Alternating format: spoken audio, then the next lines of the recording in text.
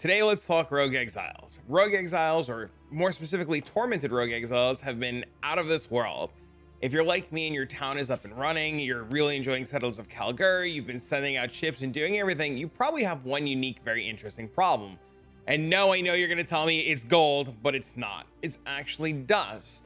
Dust in itself is becoming a very unique and interesting problem. If you're trying to send out 50 million ships or 50 million, shipment value ships, you're probably running out of dust. You're either doing like I'm doing and buying tier 0 uniques to disenchant, or you're trying to find a way to just farm up a bunch of uniques for dust.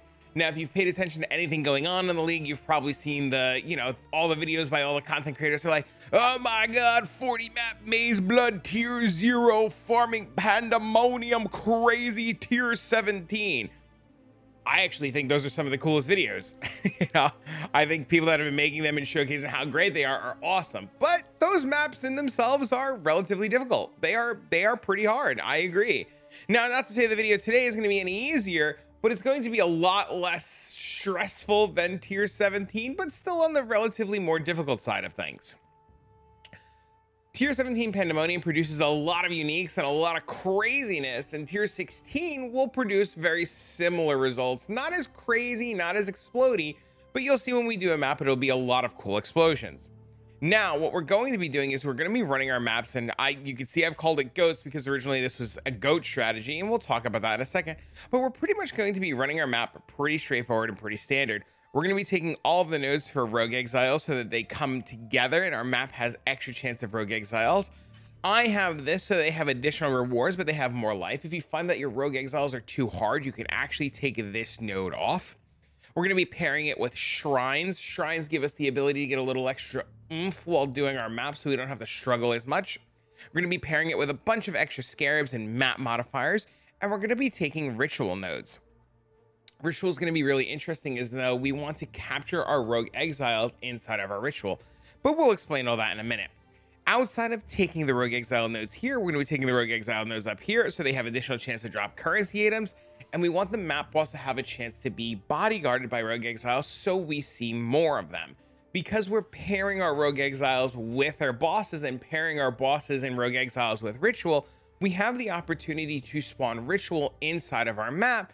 And if we do happen to get one in the boss room and we capture the boss and he's captured with Rogue Exiles, that means every ritual going forward has Rogue Exiles. Now that's really cool because that means we get 4 rituals with 4 Rogue Exiles. So the more, exiles that you see, the more that you can capture inside of, rituals, and the more rituals you do, the more Rogue Exiles, the more Rogue Exiles, the more uniques, the more dust. See, it's all kind of coming together. Now, the thing that really ties all of this together in the analyst tree is the Tormented nodes. The Tormented nodes pretty much give our map a little bit of extra quantity, a little bit of extra rarity, a little bit of extra oomph. I know these were kind of changed, kind of not changed. I don't know the exact numbers of quant and rarity, but I do know that Tormented mobs do give more loot, and that is the name of the game. We want more loot, we want more things to disenchant, we want more things that are dropping, we want our maps to feel more rewarding, and Tormented Exiles give us that. Now, this wheel here gives us additional Tormented Spirits. The map boss is surrounded by Tormented Spirits. This node here, over here for Tormented Spirits, say up to 5 rare monsters are possessed already.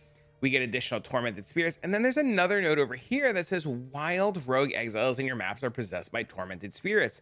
This means that the Rogue Exiles that are in our map are tormented and they are difficult. They can kill you. They kill me all the time. They'll probably steamroll you a couple of times until you get the hang of it.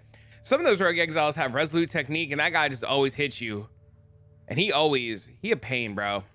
No matter how, every time I see that guy, I'm dead. Then you gotta kill him off screen, you gotta run away. I don't want to sugarcoat it. These maps will be difficult, these maps will be a little bit tough, and they will be, relatively challenging. But outside of the Rogue Exile nodes, we take extra shrines so that get more mobs, and we're going to be taking altars. Now, I'm still not a fan of red altars. Everybody watching this video, everybody who watches my YouTube stream or my Twitch stream is going to tell you, just take the red ones. They're so much better for your build. I'm still a big fan of blue altars. I like the feel and thrill of hunting divine altars, but it doesn't matter which altars you take as long as you take some altars, because the idea is we want more chance at duping uniques. I believe red has better altars for duping uniques than blue, but I'm still a fan for blue. I'm always going to be a fan for blue. Now that's pretty much the whole map. Also, don't forget this node is really important. This gives you 4 rituals. That's pretty much the whole Atlas tree. The map that we're going to be running, there are 2 options. The first option is City Square. You can farm 8 modded city squares. I actually have a video that I put out the other day. You can find the link down below in the description that'll show you how to farm your own 8 modded maps. You want to do 8 modded maps. I have done regular Alk and Go maps. I've done Alk Go corrupted maps. I've done 6 modded maps, but 8 modded maps feel really good. They give you the extra amount of quantity, the extra rarity, the huge pack size. This is pretty much what makes your maps really pop. So for this strategy, I really do recommend 8 modded maps. They are really strong. And if you can do the tier 17 8 mod map farming or the tier 16 8 mod map farming, you can really produce a lot of 8 modded maps relatively easily. You can also go to, like, you know, the trade channel or other ways to get your 8 modded maps. Ask your friends, go to like third-party wealthy exile, TFT, whatever, but you can get 8 modded maps relatively easily. And I think you should take the time to invest into 8 modded maps. As far as everything else goes, we're running City Square. We're running City Square for one major reason. One, it is very easy to rush the boss and kill the boss. When we kill the boss, all of the altars will then be just, you know, altars to dupe for extra uniques. Pretty straightforward, pretty simple. You know, kill the boss as fast as possible. It's got a good tier 17 map. I believe it has Sanctuary on it. And you just kill the boss, you look for the altars, you take all the dupe altars, you kill all the Rogue Exiles, and any ritual that had a Rogue Exile on it, you start there and then go to the next one with Rogue Exiles and go to the next one. You'll see how it works inside of a map. Your other option for this strategy is to do Glacier. Glacier is another really good one, where when you get to the end of Glacier and you kill the goat boss, all the little goats that drops count as unique monsters and pair really well with the double Titanic Scarabs. The downside to Glacier is it's really hard to get to the boss first and then backtrack for the altars, and that becomes a little of a pain in the butt. I personally really like both map options. I think both map options are really good. I actually stopped running Glacier because I had scryed City Square with the Nimbus card, and I was just like, I should have did it to Glacier, but I wanted to run City Square just to change the pace, and I've been running City Square ever since. Either map, though, will be very good. As far as our Scarabs go, we're going to be doing a very cool, not unique, but a very cool, straightforward set of Scarabs. We're going to be running double Titanic Scarabs. The first one gives us 2% increased toughness, damage, rarity, and quantity items per 1% pack size. This scales really well with our 8 modded maps. You see that we're going to get 2% per pack size, so we have 40% pack size here. So we're going to get 2% increased toughness, damage, rarity, and quantity. So that's going to give us 80, which is really good. We're then going to be pairing it with Titanic Scarab of Legends, where unique monsters have 2 additional monster modifiers, so they get really strong. We're going to add 4 additional Rogue Exiles to our map. Our map's already going to have a base number of Rogue Exiles, so we're going to add another 4, and we're going to give them a 60% chance to be giant. Pretty much when they are giant Rogue Exiles, they're pretty much like those little Matryoshka dolls. You know, the little thing where you like take the top off and the little thing is inside the thing, and then you take the top off and there's another thing inside the thing, and you take the top off and you take the thing and you put the thing inside another thing, you take the top off, and then you're like, why is this doll never ending? And it's like giant like this, and it goes like this, and it goes like this, and it goes like this, and it goes like this, and it goes like this, and the next thing you know, you got a little doll like this big, and that's the last little Matryoshka doll. Anyways, that's it. It's pretty straightforward. The other upside to this strategy, you'll see, oh, I actually already have all the Scarabs ready to go. You'll see this map in itself drops a lot of gold. So if you're able to complete the maps and you're able to do them, you'll get tons of gold. You see right now I have 9 million gold, you know, 29 days worth of gold. If I were to send map runners to go constantly, I would still have like 20 days worth of gold. You know, we're talking about map runners 24 hours a day, sending ships. Gold is not the issue anymore. Dust is really the issue. So we're going to make sure we have our altars on. We're going to make sure we have the right atlas. We're going to come down here. So we're going to take Anarchy for additional Rogue Exiles. And we're going to fingers crossed for one thing. We really want the Wildwood. Wildwood would be awesome. I would hope for Wildwood. Wildwood really makes these map pops. I really enjoy the Wildwood. Oh my God, we actually got it. Okay. Don't mess this up. Okay. So we're going to get some yellow. We're going to follow the Wildwood. If you don't know how to do Wildwood, essentially the TLDR for Wildwood is that when you spawn in, the first thing you want to do is you want to look for these wisp trails. These wisp trails are going to lead you to events. these events are going to be the things where you're going to get a lot of wisp juice. You see right here too, this one is an extension. This would allow us to stay in the Wildwood longer. And then we're going to come up here. We're going to get another little extension, and we're going to look for the wisp trail. We're going to follow the wisp trail. It's going to lead us to where we need to be. And it's going to essentially, I think I missed the event. I'm pretty positive I missed the event. And if I had to take a guess, I would think that the event is like back here somewhere. Is it? Is this it? What is this one? All hits are crits. We already crit all the time. All right. There's an event somewhere. I lost the trail now. Oh, no. All right, we're gonna go back up here. There's monsters up here. Oh, there's some. There it is. There. This. Is this the event?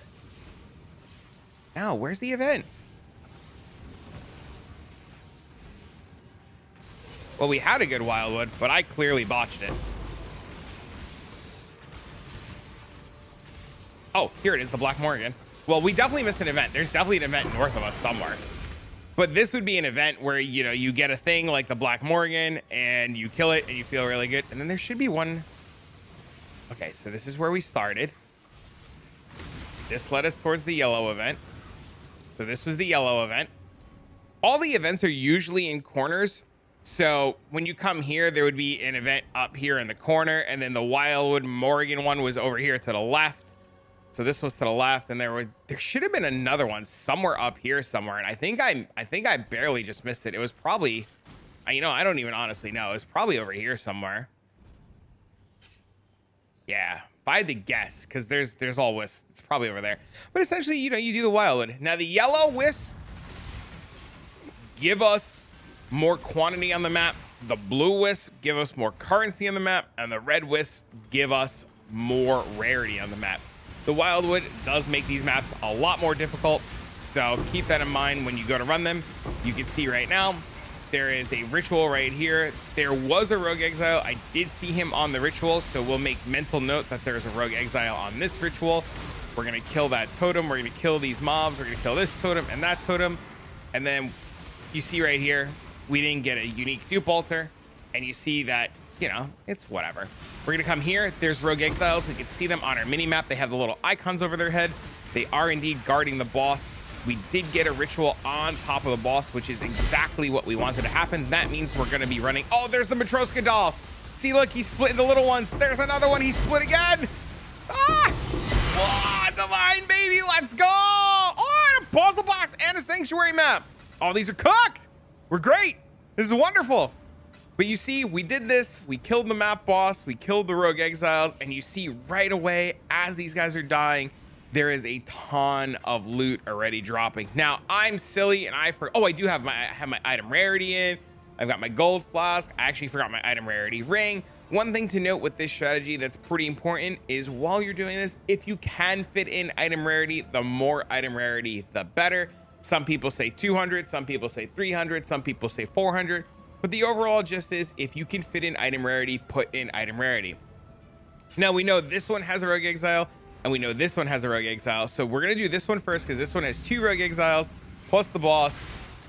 We're going to hope that we don't die, and you'll see right away the Rogue Exile is trapped in here. We also have what looks to be the Wildwood guy, and there's a ton more uniques. And then here's the Rogue Exile. He was a little Matroska doll. And there you go, tons and tons and tons of uniques. Now you'll be able to come back in here. You can grab all these uniques. You can bring them over to Rogue. Some of these uniques are definitely worth the Val Orbing for good stuff. A really good example would be like this helmet over here. Val Orbing this for power charges would be really good. And you're just gonna get a ton of stuff. Now, make sure when you click on your altars, you don't accidentally break your build by clicking on damage defense reduced from power charges, frenzy charges, because if I clicked on that one, this map would be a brick. We'd be recording this whole video and I would look like a silly goose. But here we go. We're just gonna kill everything. There's the little Matroska, the doodad with the doodad, and you'll see he'll split into tiny Rogue Exiles, and there's a bunch of tiny Rogue Exiles. You see this one split too, and then there you go. And then you can hear all of the uniques hitting the ground. Now, my loot filter is a little tight. These ones that have this color on them are the never sync basic color. That'll tell you that that one's worth disenchanting. This I know is worth disenchanting. This is worth disenchanting. And then you'll just, you know, like I said, you'll just explore the map. You'll look for a bunch of extra. See, like this one has a Rogue Exile. You'll just come and grab all of the Divine again. Let's go Wildwood. You know, you just come back in and just, you know, grab all the uniques, bring them over to Rogue, throw them into a dump tab, you know, disenchant them. The more you do this strategy, the more you're going to quickly find out that you're going to have so many uniques that you're not going to know. Like, I was talking to my buddy Diggs yesterday. He's got like 3 dump tabs. My friend Lady, she has like 2 or 3 dump tabs worth of uniques. And the more you do this, the more you find yourself with tons and tons and tons of uniques that you're just ready to disenchant, especially like if you're not yapping and you can do these maps relatively quicker, or, you know, you can just like blow through them. You're gonna have so many uniques to just pretty much bring to Rogue and have him do what he needs to do.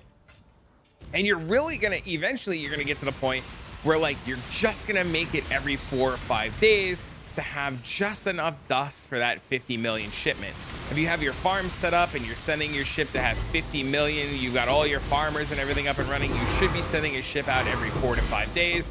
That's pretty much the real key. This map in itself, while recording, did take a little bit too. Keep in mind that Wildwood is a little slow. I was also trying to explain things, but overall you see the map in itself relatively straightforward.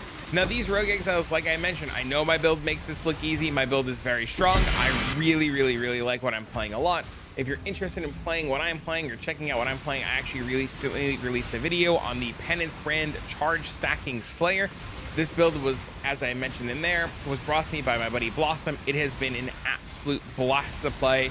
I usually never stay on builds as long as I have this build, and I am really enjoying bringing this build to newer and newer levels of gear, and just pretty much being able to do all the cool content that Settlers of Calgar has to offer with it. Okay, and we just kill that Rogue Exile, and that's it. There you go. That's pretty much the whole map.